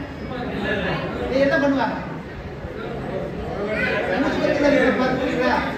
ஊதுபத்தி இருப்பாங்க, ஏதாவது ஒண்ணு நல்ல முட்டை எடுத்துட்டு இருப்பாங்க. ஏங்க அவங்க உடல் ஊனங்க. ஆனா சும்மா இருக்கிறான்னு அவங்களுக்கு என்ன சொல்லுதா, உடல் கண் பார்வை தெரியாது, உலகம் தெரியாது, நர தெரியாது, மனுஷன் தெரியாது, யாருமே தெரியாது, ஆனால் சம்பாதிக்க வேண்டும். உடம்புல குறைங்க. ஆனா குறைய வந்து அவங்க காரணமா வச்சுக்கவே மாட்டாங்க. 6வது பாருங்க, கை இருக்காது. ஆனா அவங்க எப்படியா ஆண்டவர் ஆராதிக்கணும், இப்படியா தட்டி ஆரம்பிப்பாங்க. ஆனா 2 கையும் வச்சுக்கிற நம்ம கையை தூக்கறக்காது, கையை தட்டுறக்காது, அத்தனை யோசனை பண்ணுங்க. குறை இருக்குது. ஆனா குறைய அவங்க காரணம் காட்டுறாரு. பார்த்துட்டீங்களா எங்கேயாச்சு? பஸ் ஸ்டாண்ட்லயே பாருங்க, ரோட்ல பாருங்க, கண்ணு தெரியாது, கடன் தெரியாது, ஒண்ணும் தெரியாது, போயிட்டே என்ன ஒரு புது விற்பாங்க, நல்ல முட்டாய் விற்பாங்க, இதோட செஞ்சுட்டே தான் இருக்காங்க. அப்படிப்பட்டவங்க உழைக்கணும்னு நினைக்கிறப்போ நல்லா இருக்கிற நாம இப்படி சும்மா பார்த்துக்கலாங்களா? என்னுடைய ஒரே கேள்வி, உங்ககிட்ட சில தயார் இருக்கலாம், கஷ்டம் இருக்கலாம், அதை காரணம் காட்டாது. உழைக்க வேண்டிய நேரத்துல, சம்பாதிக்க வேண்டிய நேரத்துல நீங்க சம்பாதிக்க, கர்த்தர் உங்களை ஆசீர்வதிப்பார். ஹல்லேலூயா. சொல்லி முடிச்சா டைம் ஆயிடுச்சு, இன்னும் 2 நிமிஷத்துல முடிச்சிடறேன், சரிங்களா? அப்ப பாத்தீங்க சொன்னீங்கன்னா 5வது பாயிண்ட்ல நான் வரப்ப சொன்னா, கஷ்டப்படாம நம்ம வாழ்க்கையில எதுவுமே கிடைக்காது. அதாவது சொன்னா ஈசாக்கு ஆண்டவர் ஆசீர்வதிச்சிருக்காருன்னா என்ன சொன்னாங்க, அவர் வந்து பஞ்ச காலத்துல ஆண்டவர் சொல்றாரு, விதை விளைய செய்கிறவர் ஆண்டவர். ஹல்லேலூயா. 30 இல்ல 60 100 மடங்கு கர்த்தர் ஆசீர்வதித்தார். ஈசாக்குடைய பிரயாசங்கள் ஒன்றுமோட முயற்சி தோற்று போகல. நீங்க ஜெபம் பண்ணிட்டு ஆண்டவர் சொன்னார், நின்னுட்டு வேலையில ஆரம்பிங்க, தொழில் ஆரம்பிங்க, நிச்சயமா சொல்லணும்னா அதுல தோல்வி என்பது வரவே வராது. தோல்வி இல்லை எனக்கு, வெற்றி பவனி செல்வே. தோல்வி இல்லை நமக்கு, வெற்றி பவனி செல்வோ. அப்ப நல்லா கவனிச்சீங்கன்னா அடுத்து கடைசியா என்ன சொன்னா, முன்னேற வேண்டுங்கிற ஒரு லட்சியம் நம்ம வாழ்க்கையில எப்பவும் இருக்கு. நானும் ஜெயிப்பேன், நானும் உயர்வேன், எல்லா கண்களுக்கு நானும் நல்ல மனுஷனா வாழ்ந்து காட்டுவேன். அப்ப நல்லா கவனிச்சுங்க, தலை குனிய செய்வது உலகம், ஆனா குனிந்த தலையை நிமரச் செய்கிறவர் ஆண்டவர். கைக்கு என்ன சொல்லுகிறார்? எந்த இடத்துல நீங்க அவமானப்பட்டீங்க, எந்த இடத்துல நீங்க வேதனைப்பட்டீங்களா, எல்லாம் என்ன செஞ்சுக்கலாமா? இந்த மதிய நேரத்தில் மற்றவர்கள் நம்மை கேவலமாக பார்க்கிறார்கள், மற்றவர்கள் பார்வைக்கு நாம் அற்பமானவர்களாக இருக்கிறோம். ஆனா தேவனுடைய பார்வையில் இங்க நிக்கிற நீங்க ஒவ்வொருத்தரும் வெளியேற பெற்றவர்களும் மறந்துறாங்க.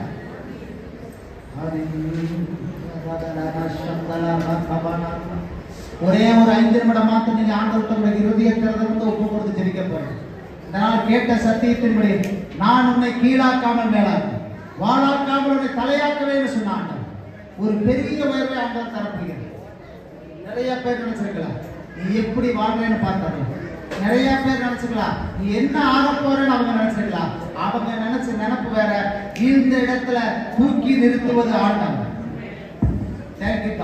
இந்த யாக்கோபுடைய வாழ்க்கையில ஆசீர்வாதத்தை பெற்றுக்கொள்ள 5 படிகளை சொன்னோம்.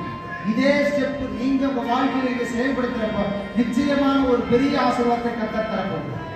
யோசேப்புடைய வாழ்க்கையில கர்த்தர் ஒரு கூட இருந்து அவர் காரிய சித்தியுள்ளவனாக மாறினார். நம்ம தேவஜனமே, யோசேப்புடைய வாழ்க்கையில கரங்களை ஆசீர்வதித்த அதே ஆண்டவர் எல்லாம் உங்களுடைய கரங்களை உயர்த்துவீங்களா? உங்கள் கரங்களை ஆசீர்வதிக்க போகிறோம். ஒன்றுமில்லாத யாக்கோபுடைய வாழ்க்கை ஒரு பெரிய பணக்காரனை கர்த்தர். இந்த இடத்துல நிக்கிறவங்க அநேகருடைய வாழ்க்கை இன்னைக்கும் நீங்களே ஏதோ ஒரு ஒன்றுமில்லாத நிலையில இருக்கு. நானும் இவ்வளவோ கஷ்டப்பட்டேன், இவ்வளவோ முயற்சி எடுக்கிறேன், நானும் உழைச்சிட்டு தான் இருக்கிறேன், ஆனா முன்னேற்றம் என்பது என் வாழ்க்கையில கிடையாது. உங்க முன்னேற்றத்துக்கு தடையா இருக்கிற தடையை கர்த்தர் இப்பொழுது உடைக்க போகுது. உங்க வாழ்க்கையில ஆசீர்வாதத்துக்கு தடையா இருக்கிற கர்த்தர் இன்னைக்கு மாற்ற போகுது. எதிராளிகள் உங்களுக்கு பின்னுக்கு திரும்பி போக போகிறாங்க. நீங்க நினைத்த காரியத்தில் ஒரு கர்த்தர் ஜெயத்தை தர போகிறார். நீங்க விரும்பினபடி கர்த்தர் உங்களுக்கு தந்தர போகிறார். நீங்க எதிர்பாராத ஒரு ஆசீர்வாதத்தை கர்த்தர் உங்களுக்காக வைத்திருக்கிறார். ஒரு நிமிடம் கரங்களை கட்டி ஆண்டவருக்கு ஒப்பு கொடுத்து ஜெபம் பண்ணுகிறார். வாயை திறக்கிற உங்க வாழ்க்கையில் ஒரு நல்ல வழியை கர்த்தர் எடுத்து போகிறார். ஒரு ராபாலானா ராபாலானா ரூபாலானா எல்லாரும் ஒப்பு கொடுத்து ஜெபம். தயவு செய்து சும்மா இருக்காரு. ஆண்டவரே, ஆண்டவரே, என் வாழ்க்கையில ஒரு உயர்வு வேண்டும் ஆண்டவரே. என் வாழ்க்கையில ஒரு மறுமலர்ச்சி வேண்டாப்பா. தொழில்கள் எல்லாம் மாறட்டும் ஆண்டவரே. தேவைகள் எல்லாம் சந்திக்கப்படட்டப்பா. சந்தர்ப்பங்களால கேட்கிறவங்க வாழ்க்கையில பெரிய காரியத்தை செய்ய போகிறார். ஒரு ஜெயத்தை கர்த்தர் தர போகிறார். எதிர்கால நடனங்கள் இருந்து நடப்போகிறது. யோர்தானை நதிகள் பின்னுக்கு திரும்ப போகிறது. செங்கடல் முழுவதும் பிறந்தாலும் பிறந்து வழிவிட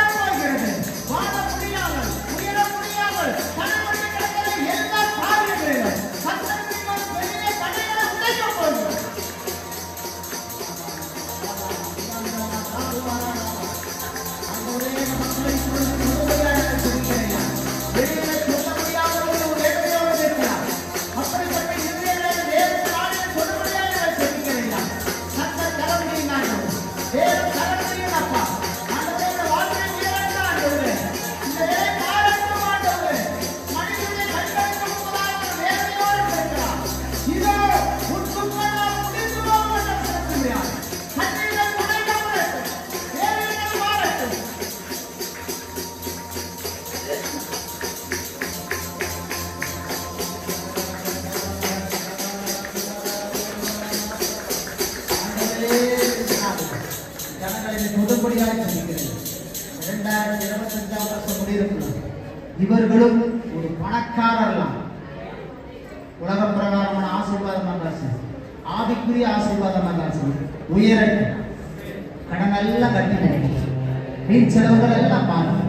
எகிப்தியருக்கும் இஸ்ரவேலருக்கும் வித்தியாசத்தை உண்டு பண்ணின அதே உலகத்தாருக்கும் இயேசுவின் பிள்ளைகளுக்கு ஒரு வித்தியாசத்தை கற்றுறேன். இதுவரை வாழ்ந்த வாழ்க்கைக்கும் இனி வாழ்கிற வாழ்க்கை வெற்றியுள்ள ஒரு வாழ்க்கையா, ஆசீர்வாதம் நிறைந்த ஒரு வாழ்க்கையா, ஜெயமுள்ள ஒரு வாழ்க்கையா, சந்தோஷம் நிறைந்த ஒரு வாழ்க்கையாக மாறட்டும். ஒவ்வொருவருக்கும் ஒவ்வொரு காலம் உண்டு சொன்ன வசனத்தின் முடியாது. ஆனா ஒரு காலம் உண்டு, சந்தோஷப்பட ஒரு காலம் உண்டு, நட ஒரு காலம் உண்டு, நட்டதை பிடுங்க ஒரு காலம் உண்டு சொல்லப்பட முடியாது. இன்றைக்கு துக்கப்படுகளுடைய இருதயங்கள் கண்கள் இன்றோடு மாறட்டும்.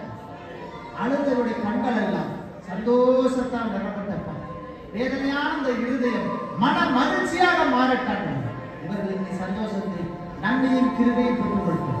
இயேசு கிறிஸ்துவின் நாமத்தினால் ஆண்டவரே, இந்த ஜனங்கள் ஆசீர்வதிக்கப்பட்டவர்கள் அப்பா.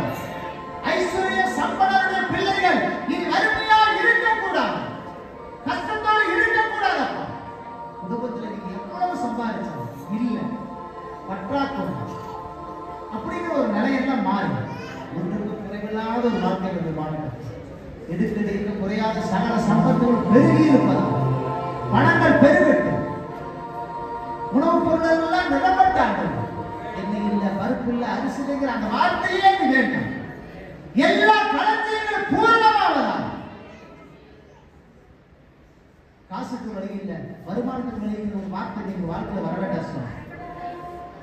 எப்பவும் அவங்க பணம் இருக்கத்தக்க மீதி எடுக்கத்தக்க ஒரு ஆசீர்வாதம் இல்லாம வேலை ஸ்தலங்கள் உங்களுக்கு ஒரு ஓனர் இருப்பாங்கன்னு சொன்னோம், இவங்களுக்கு ஒரு அதிகாரி இருப்பாங்கன்னு சொன்னோம். அதிகாரி கஷ்ட ஓனர் தயவு கிடைக்கிறாங்க. சம்பாதிப்பதற்கான நல்ல ஒரு நினைவாற்றல் இருந்தாங்க. கடின உழைப்பு இருக்கட்டும், நல்ல நினைவாற்றல் இருக்கட்டும், அதாவது முன்னேற வேண்டுகிற ஒரு எண்ணம் இருக்கட்டும், சோம்பேறியாக இருக்கக்கூடாது. இந்த நாட்கள்ல ஆண்டவரே நேரத்தை வீணடிக்காதவர், தொடர் முயற்சி உடையவர்களால், கடின உழைப்பு உடையவர்களால் இவர்கள் மாறட்டும். இனிமேல் ஒரு பெரிய நன்மை பெற்றுக்கொள்ள ஆண்டவர் உதவி செய்யலாம். இயேசுவின் நல்ல நாமத்தில் ஜெபிக்கிறோம். ஆசீர்வதிக்கப்பட்டு தொடர்ந்து கொடுக்கான ஜெபிக்கிறேன். கர்த்தருடைய நாமம் மகிமைப்படுவதாக.